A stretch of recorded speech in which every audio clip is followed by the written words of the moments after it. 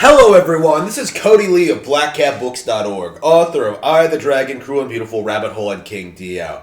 Lately I've been going in really hard on emulation, and pirates, and PC faggotry. I've been talking about all kinds of things regarding this topic. How Nintendo emulators are superior on Nintendo consoles, how you always want to own Nintendo consoles, and people who say that the definitive version of all of these games is always on PC are completely delusional. And now, in 2021, with this one single news report, we have confirmation that the vast majority of the gaming audience agrees with me. 32 million people are subscribed to Nintendo Switch Online. Now, this is really interesting to me because this reminds me a lot of how Pokemon Sword and Shield were received after their initial controversy, or how some like Pokemon Let's Go or things like that have kind of gone on to be really, really successful in spite of having gigantic, massive,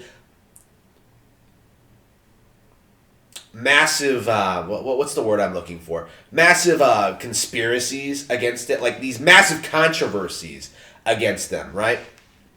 Like, according to these people, according to the Pretendos, Nintendo is always fucking them over. They're anti-consumer. They're not putting out good products. Like, people, they're not interesting. They're not exciting. It's not anything that people would want to buy, and yet, despite this years-long campaign against Nintendo Switch Online and other service and other games on Nintendo Switch, the Nintendo Switch console as a whole, Nintendo Switch Online is at the point now where I think it is going to be very, very difficult to suggest that it's not actually successful, because like Game Pass, Xbox Game Pass only has about 30 million subscribers itself, right?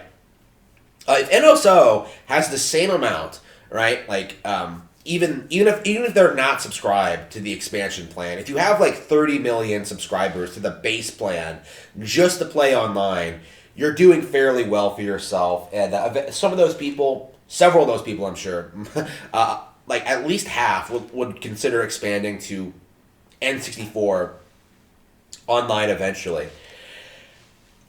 Even if they're only subscribed to the base NSO plan, that's still a massive success, that's still a big deal, and you still get access to the classic NES and Super Nintendo games, which are, of course, the games that are commonly pirated and re-released on PC. Because, emulators can't handle N64 emulation, they can't handle GameCube emulation, they certainly can't emulate Wii or Wii U emulation.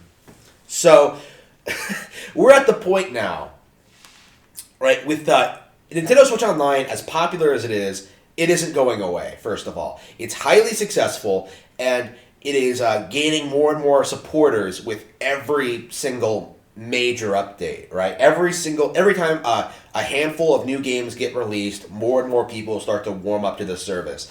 Now there still are a bunch of people who are compulsively hating the service, but as we've seen over the past couple of weeks, what they say online about Nintendo and about NSO do not matter. They have no influence over the industry at all. They have no influence over the market.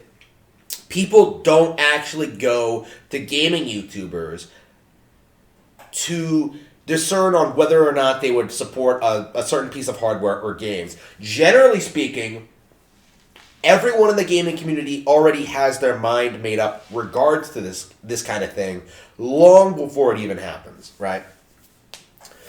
So like people like were shitting on NSO right out of the gate because it was Nintendo and Nintendo was bad. It had nothing to do with the service, it had nothing to do with the pricing, it had nothing to do with the features offered.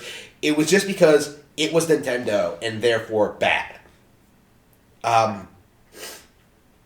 Gaming YouTubers, I think, had a very good opportunity to to tell people that like, oh, Nintendo Switch Online is a good service. It offers a lot of value. There's a lot of positive things about this, but they chose not to. What they did instead was rage and rant and rave about a $50 annual subscription fee. Like, are you kidding me? Unbelievable. YouTubers that pull in like six figures complaining about a $50 subscription. No. No. It was always absurd, and I for one am very happy, very, very happy that people are ignoring these degenerates.